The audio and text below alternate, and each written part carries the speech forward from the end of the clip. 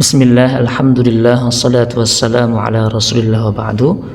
Melanjutkan pembacaan dari kitab At-Tauhid Al-Muyassar bab bid'ah, memasuki poin qaidatan muhimmatan tufidan, kaidah atau dua kaidah yang penting yang memberikan faedah fi ma'rifatil bid'ah wa raddiha, di dalam mengetahui perkara bid'ah dan juga bantahannya. Al-ula, yang pertama, al-aslu fil ibadat, hukum asal dalam ibadat itu adalah al-man'u wal hadr, terlarang dan tercegah, wa tawaqquf, dan juga berhenti atau berdiam diri, hatta ya'tiya dalilun ala masyru'iyyatiha, sampai datang dalil yang menunjukkan atas disyariatkannya hal tersebut. Jadi kalau kita ingin beribadah kepada Allah Subhanahu wa ta'ala, maka tanya mana ilmunya, mana dalilnya. Dan tidak boleh kita hanya mengikuti atau mengikut-ngikuti saja. Kenapa?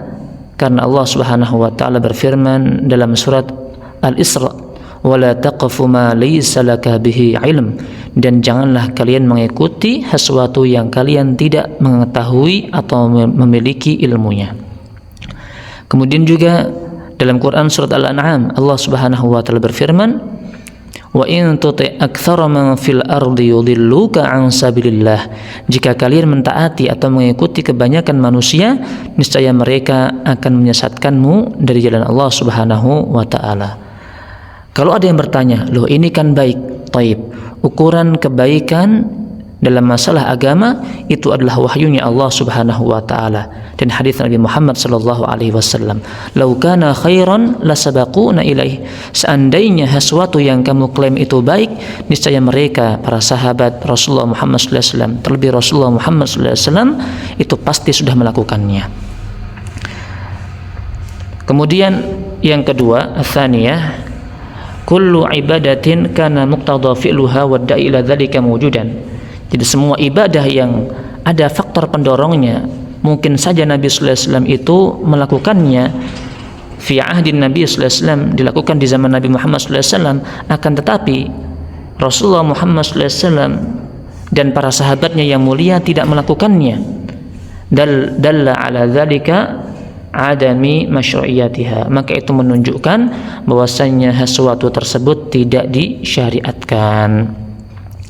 Baik, ini dua kaidah penting dalam mengetahui bid'ah dan juga bantahannya, yang semoga ini bisa menjadikan kita tambahan wawasan, semakin kita bersemangat untuk mempelajari ilmu agama yang sesuai dengan sunnah Nabi Muhammad sallallahu alaihi wasallam. Kemudian berikutnya kata beliau, tanbihani muhimman, dua tambahan penting. Al-awwal, yang pertama, beliau membawakan perkataan Imam Malik rahimahullah ta'ala, gurunya Imam Syafi'i rahimahullah ta'ala. Qala al-Imam Malik rahimahullah ta'ala, man ibtada'a fil Islam, barang siapa yang membuat perkara-perkara baru dalam agama Islam, bid'atan yaraha hasanatan, suatu bid'ah yang dia menyangka atau dia melihat itu baik, faqad za'ama anna Muhammadan sallallahu alaihi wasallam khana risalah, maka sungguh dia telah menyangka, dia telah menuduh Rasulullah Muhammad sallallahu alaihi wasallam mengkhianati risalah. Kenapa? Lianna Allah yaqul, karena Allah Subhanahu wa taala berfirman, "Al-yauma akmaltu lakum dinakum," pada hari ini telah aku sempurnakan bagi kalian agama kalian. Artinya semua ajaran, semua ibadah telah disampaikan oleh Rasulullah Muhammad sallallahu alaihi wasallam. Jika ada yang menyangka bid'ah yang dia menyangka itu baik, maka dia menyangka, dia menuduh Nabi belum menyampaikan sesuatu tersebut. Fama lam yakun yawma idin dinan, maka sesuatu yang pada hari itu di zaman Nabi sallallahu alaihi wasallam itu tidak menjadi agama, fala yakunul yaum dinan, maka pada hari ini pula itu tidak bisa menjadi agama. Asani, yang kedua, qala Syai'al-Albani rahimahullah taala, yajibu an na'lama, wajib untuk kita mengetahui bahwasanya sesuatu yang paling kecil dari bid'ah yang dilakukan oleh seseorang itu dalam masalah agama itu adalah haram. Falisa fil bid'ah, tidak ada dalam perkara bid'ah sebagaimana yang disangka oleh sebagian orang itu hanya makruh saja. Enggak. Sesuatu yang paling kecil dari bid'ah itu haram, bukan hanya makruh.